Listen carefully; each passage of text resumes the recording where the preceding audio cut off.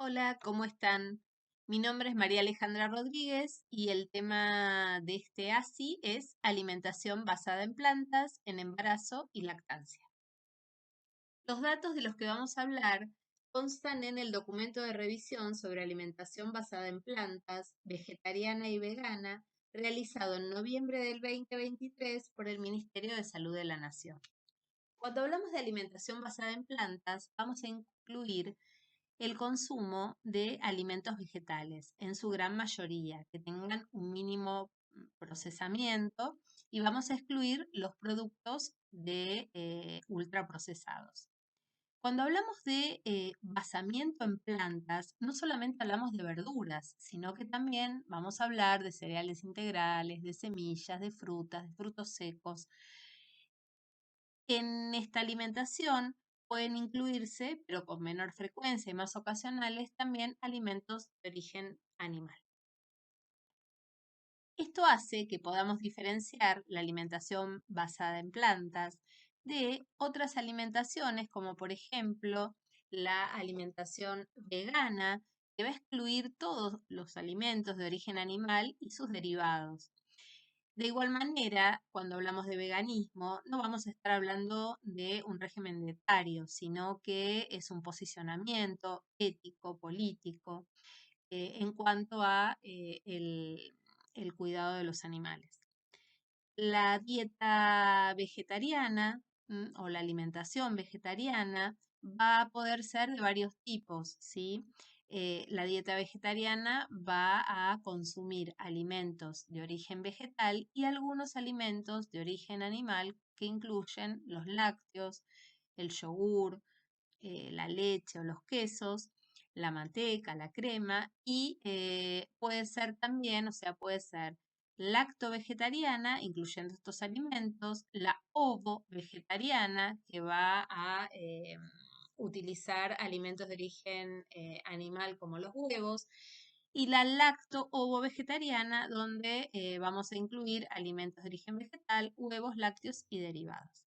También hay otra alimentación que se llama flexitariana, donde la alimentación vegetariana va a ser flexible, pudiendo incluir de manera ocasional o en alguna situación social algún alimento de origen animal. El objetivo de esta ponencia es preguntarnos y contestarnos. ¿Puede una persona gestante o en lactancia llevar una alimentación basada en plantas o ser vegetariana o ser vegana? En la guía que tenemos de lectura del Ministerio de Salud de la Nación, se llevaron y se tuvieron en cuenta 18 posturas de organismos nacionales e internacionales en relación a estas dietas o estas formas de alimentación. La Asociación de Dietistas del Reino Unido, la Academia de Nutrición y Dietética, la Asociación Española de Nutricionistas y Dietistas, las guías alimentarias australianas, el Comité de Médicos por una Medicina Responsable en Estados Unidos y la Academia de Nutrición y Dietética de Estados Unidos y Canadá, afirman que la alimentación basada en plantas, bien planificada, colabora en llevar una vida saludable en todas las etapas de la vida y en todas las edades, incluidas el embarazo, la lactancia, la primera infancia, la niñez y la adolescencia, así como para las personas deportistas. Este tipo de dietas son bajas en grasas saturadas y son altas en hortalizas, frutas, cereales integrales, legumbres, productos derivados de la soja o de cualquier otra legumbre, frutos secos, semillas. Las personas vegetarianas y veganas tienen un riesgo menor de presentar enfermedades crónicas no transmisibles, como la diabetes tipo 2, enfermedades cardiovasculares y algunos tipos de cáncer, sobre todo los hormonodependientes. Entonces, vamos a ir viendo los nutrientes críticos en este tipo de alimentaciones, cómo suplementarlos, cómo acompañar a estas personas gestantes en este tipo de alimentación. Empecemos con el calcio. La mayoría de las recomendaciones nos hablan de que no es necesario aumentar la ingesta de calcio en personas gestantes. Sin embargo, la Organización de las Naciones Unidas para la Alimentación y la Agricultura, la FAO, nos indican que deberíamos incrementarlo 200 miligramos día en el embarazo. Los que no están a favor de o piensan que no es necesario aumentar la ingesta, hablan de las adaptaciones fisiológicas propias del embarazo para poder tener una mayor absorción intestinal, ¿sí? Sabemos que durante el embarazo se duplica la absorción intestinal del calcio y se moviliza calcio óseo para no tener deficiencia. Y durante la lactancia se reduce la excreción renal de calcio y eso compensa el aumento de la resorción ósea. Y acá nos detenemos un ratito como para tomar algunas consideraciones. No solamente es importante el calcio que ingiero, sino que es muy importante el calcio que absorbo. Eso es mucho más importante. Y eso depende de la biodisponibilidad que va a tener el alimento que ingiero en darme el calcio que tiene. Hay algunas verduras de hoja verde, como por ejemplo la espinaca, la selga, que tienen una buena cantidad de calcio, pero también tienen oxalatos. El oxalato es una sal que no va a permitir que pueda tener una buena biodisponibilidad de calcio. No va a ser absorbido el calcio que tienen esas verduras. Por eso voy a elegir vegetales con bajo contenido de oxalato y que me van a brindar una buena cantidad de calcio y una muy buena biodisponibilidad. Fíjense que el cale, el brócoli, que son coles, el diente de león o el berro tienen un 50% de biodisponibilidad. Me entregan un 50% de ese calcio que tienen los alimentos. Mientras que, por ejemplo, los lácteos, que siempre han tenido tan buena prensa de tener calcio, solamente me van a entregar un 30%.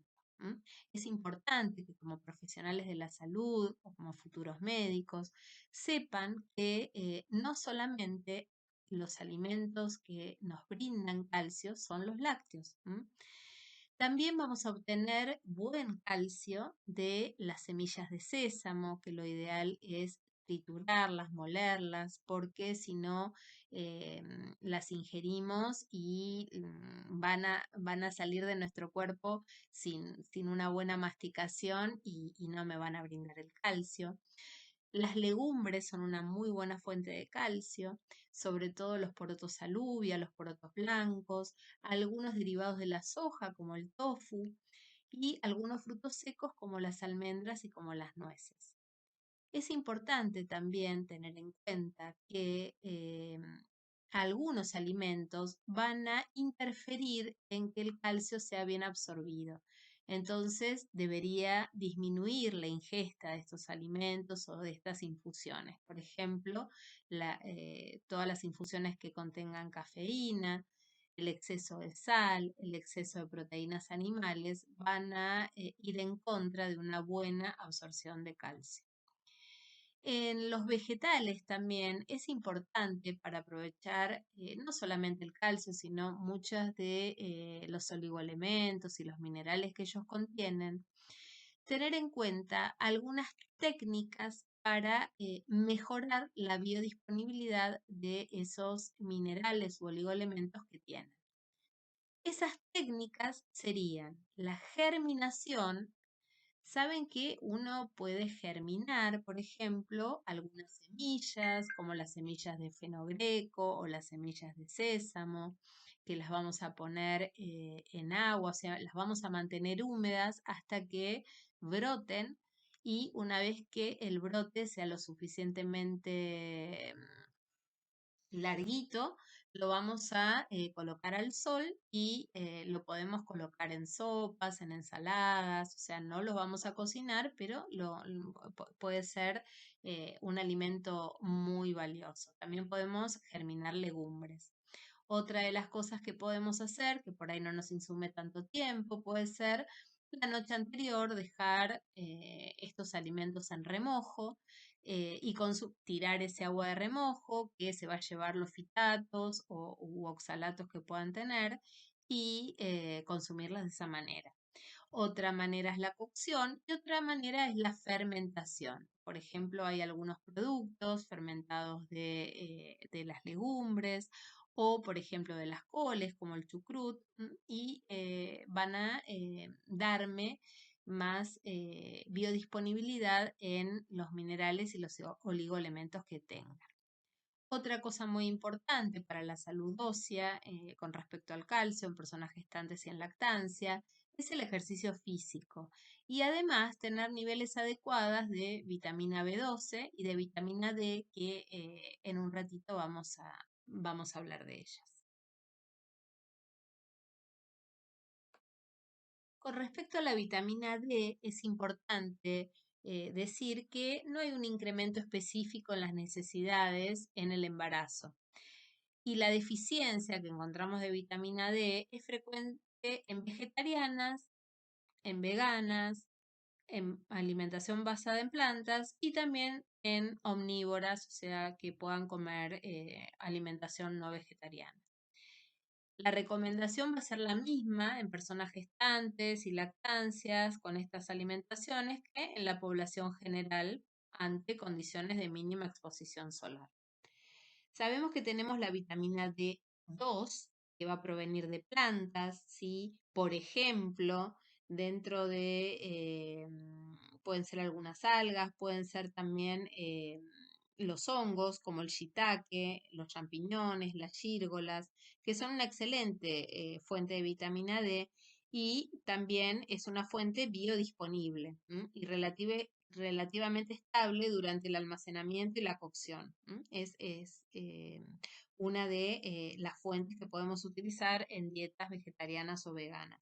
La vitamina D3 ya suele ser de origen animal, pero sabemos también que la mayor parte de la vitamina D va a ser por la exposición solar, no va a ser por la suplementación en los alimentos, que muchos vienen eh, con suplementación de vitamina D, ni por la alimentación específicamente, sino que la mayor cantidad de vitamina D la vamos a tener gracias a una exposición solar adecuada que depende de exponernos de 60 a 120 minutos, o sea, 1 o 2 horas por semana, en horarios de mayor incidencia de los rayos ultravioletas, sin tener protección solar o tener una muy baja, menor a 8, y en una superficie corporal extensa, cosa que muchas veces en el otoño o en el invierno no es posible porque por el frío solamente por ahí tenemos expuesta la superficie del rostro, las manos. Entonces, bueno, es importante poder dosarla y saber que ante una depleción de vitamina D la tenemos que suplementar. Es importante que sepan los niveles de suplementación, pero sí es importante que es algo a pedir en población general y en embarazo y en lactancia. Con respecto al hierro, no hay una necesidad específica en las dietas de origen vegetal que estén bien planificadas de satisfacer las necesidades de hierro. Entonces, no sería un nutriente crítico en embarazo. Pero, de todas maneras, por la prevalencia de anemia ferropénica en cualquier tipo de alimentación y en nuestro país en especial, la normativa del Ministerio de Salud es de suplementar con 60 miligramos días desde el primer control del embarazo a las embarazadas y ante una anemia duplicar esta dosis. En la lactancia, el requerimiento se vuelve como previo al embarazo. Es importante también saber que hay muchas fuentes de origen vegetal, de hierro no hemínico, que también se van a ver favorecidas para la biodisponibilidad, con lo que hablamos hace un rato de germinar, de fermentar, de dejar en remojo o de cocción de algunos alimentos. Hay alimentos específicos como las hojas verdes que tienen buena cantidad de ácido fólico, de hierro, de vitamina C, como por ejemplo el perejil fresco, la rúcula. y otros alimentos como las semillas de sésamo negro, que también tienen buen hierro. Todas las legumbres tienen buen hierro, no solamente las lentejas. Y algunos cereales, como por ejemplo el mijo, que también tienen o la quinoa, que es un pseudo cereal, que también va a tener una buena dosis de hierro. Recordemos de igual manera que en una alimentación equilibrada vegetariana o vegana no debería ser un nutriente crítico. Con respecto a las proteínas, hay una gran controversia. Algunos autores van a señalar que las gestantes que adhieren a dietas veganas tienen un mayor riesgo de bajo peso por una deficiencia proteica, y otros autores dicen que las dietas bien planificadas no se observa una deficiencia proteica ni una diferencia de peso fetal en el nacimiento.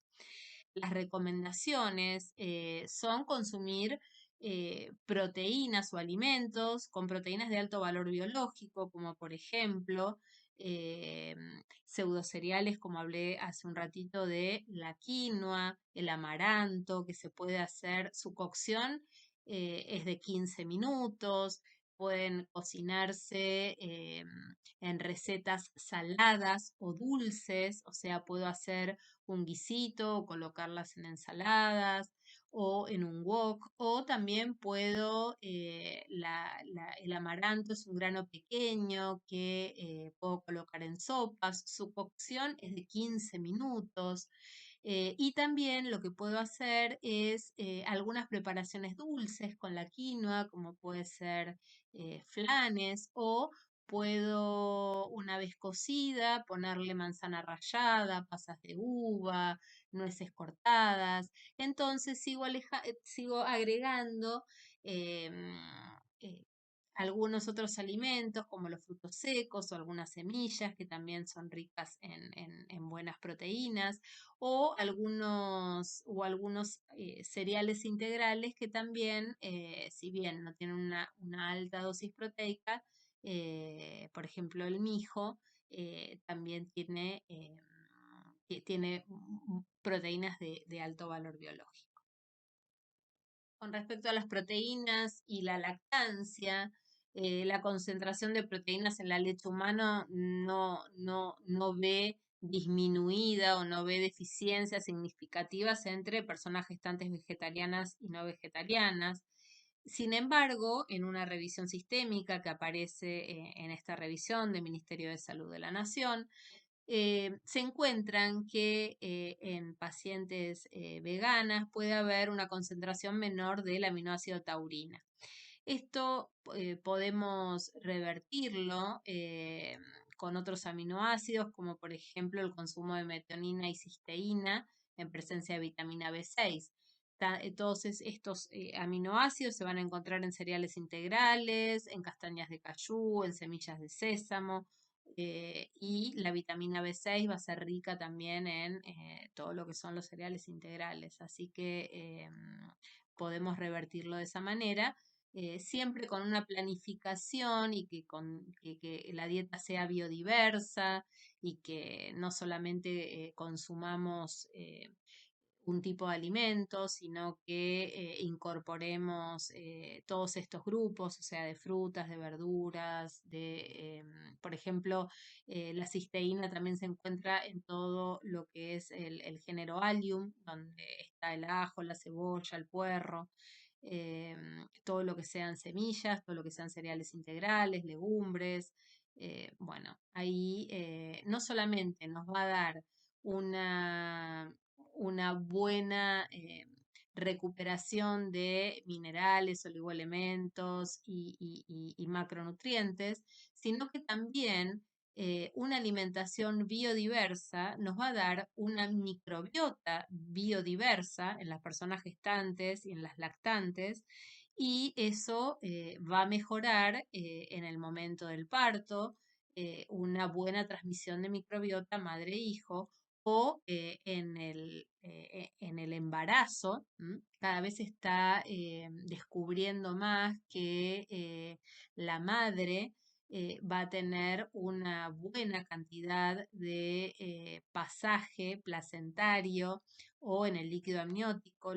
Hay una investigación reciente en Finlandia donde se vieron vesículas extracelulares llenas de microorganismos en el líquido amniótico y se piensa que este pasaje placentario de esas vesículas es de microbiota materna que va a colonizar el intestino del lactante o del recién nacido. Entonces, fíjense la importancia de una buena alimentación y una correcta alimentación, no solamente para sostener un embarazo y una lactancia, sino para la vida futura y la buena formación de microbiota en los recién nacidos, en esa siembra fundamental que se va a hacer en el parto y en la lactancia. Y acá sí llegamos a un nutriente crítico. Es sumamente importante que todo profesional de la salud sepa que en personas gestantes, lactantes o en cualquier persona que tenga dietas veganas o vegetarianas, se debe suplementar vitamina B12. La vitamina B12 es muy importante primero solicitarla también en vegetarianas de un año de vegetarianismo, en todas las personas veganas y cuando se solicita en laboratorio es importante no solamente solicitar la B12 sino la homocisteína que también nos puede decir o nos puede hablar sobre la reserva de B12 que tengo. También es importante dosar, bueno, obviamente pedir un hemograma, que ya lo saben por el control preconcepcional y por el control prenatal, y ácido fólico. De igual manera, el ácido fólico no es un nutriente crítico porque sabemos que el ácido fólico se llama así por estar presente en las hojas y en las verduras, así que ácido fólico en general no es un nutriente crítico en este tipo de alimentación. De igual manera, sabemos que se suplementa en todos los embarazos, previo al embarazo, en el control preconcepcional, siempre la importancia de suplementar ácido fólico para evitar trastornos de cierre del tubo neural. Con respecto, volvemos a la B12, aquella B12 que deriva de los tejidos maternos, o sea, de lo que pueden generar los microorganismos en el intestino, no va a atravesar placenta, así que debemos suplementar a las embarazadas veganas o vegetarianas con vitamina B12 para que puedan absorberla. Si bien las dietas vegetarianas y veganas con respecto al omega 3, que es otro nutriente sumamente importante, los ácidos grasos omega 3 son sumamente importantes en el embarazo, ya que van a tener un rol fundamental en lo que es el crecimiento fetal y sobre todo en lo que es el neurodesarrollo, el desarrollo del sistema nervioso y aparte en el desarrollo visual, porque son muy importantes para el desarrollo retiniano. Entonces, cualquier déficit de omega 3 me puede alterar el crecimiento del feto, me puede alterar la salud visual de ese futuro recién nacido o me puede alterar el neurodesarrollo posterior de ese recién nacido. Entonces, tenemos que prestar suma atención en cuanto a la ingesta de omega 3.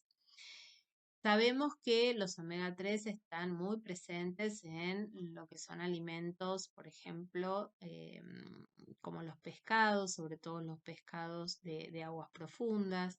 Ahí también tenemos en dietas que no sean vegetarianas o veganas o basadas en plantas, el problema de la contaminación de estos peces que tienen gran cantidad de grasa, entonces pueden ser portadores y acumuladores de grandes dosis de mercurio, de metales pesados. Entonces ahí realmente estamos en un brete en cuanto a qué decirle a la embarazada en cuanto a la alimentación. Podemos llegar también a tenerlos en alguna alimentación con algas, que en nuestra cultura, en nuestro país, por ahí no son alimentos de consumo masivo. También tenemos que saber que los omega 3 son muy esencialmente antiinflamatorios y el parto eh, va a ser un gran fenómeno inflamatorio. Entonces es muy importante que nuestros omega 3 estén muy presentes ahí, sobre todo también para evitar algunas complicaciones del embarazo, como pueden ser el parto prematuro. Entonces, si bien, como les decía en otros nutrientes anteriores, no es nuestro objetivo que ustedes sepan cifras para suplementar en este momento de su cursada. Sepan que muchas veces, y esto está en estudio, ver de suplementar omega 3 en las dietas vegetarianas o veganas o en las personas gestantes, tanto sea en lactancia como en embarazo. Y muy probablemente esto se vaya a extender a las embarazadas en general. ¿Cuánto suplementar? Bueno, hay algunos autores, ustedes van a ver en la guía de ministerio que se dice que ingieran 100 a 200 miligramos de DHA al día. Otros autores referencian que lo ideal es en pacientes en mujeres embarazadas que no tengan deficiencia, que puede ser hasta 1 gramo al día, y en personas gestantes con deficiencia puede ser 2 a 3 gramos al día. Pero esto ténganlo como un dato de color. Lo más importante que ustedes sepan que los omega 3 participan en muchísimas irrelevantes acciones durante el embarazo y la lactancia, y es muy importante que no falte en la alimentación. Es importante resaltar que esta presentación también la hacemos para poder acompañar a todas las personas gestantes sin juzgar su alimentación. Habrán escuchado muchas veces que a las embarazadas que tienen una dieta basada en planta, vegana o vegetariana, les dicen que no pueden llevarla a cabo en el embarazo, que deberían comer carne. Y bueno, queremos generar profesionales de la salud que estén bien informados, que no crean en mitos y que tengan información sobre que es clave para acompañar en cada una de las decisiones y de las elecciones alimentarias de cada una de las personas gestantes que estén a su cargo. Por eso nos pareció sumamente importante poder contarles y poder hacer esta presentación. Y recordemos que no solamente la alimentación depende de lo que es ingerir nutrientes y en sí en cuanto a embarazada, persona gestante o lactancia, sino que también tenemos que saber que vivimos en un planeta que está en riesgo de cambio climático. Ya estamos, se dice que ya no estamos en un calentamiento global, sino que ya estamos en estado de ebullición. Entonces también como profesionales médicos, la ecología y el concepto de una sola salud, la salud del ambiente, la salud animal, la salud humana y la salud de nuestros ecosistemas, hasta los más pequeños como la microbiota, es algo que tienen que empezar a plantearse. Por eso les traje también esta frase: la transformación a dietas saludables para el 2050 requerirá cambios sustanciales en la dieta. El consumo mundial de frutas, vegetales, nueces, semillas y legumbres deberá duplicarse y el consumo de alimentos como la carne roja, el azúcar, deberá reducirse en más del 50%. Una dieta rica en alimentos de origen vegetal y con menos alimentos de origen animal confiere una buena salud y beneficios ambientales. Esto es de la comisión Eat Lancet. Bueno, espero que haya sido de utilidad y muchas gracias.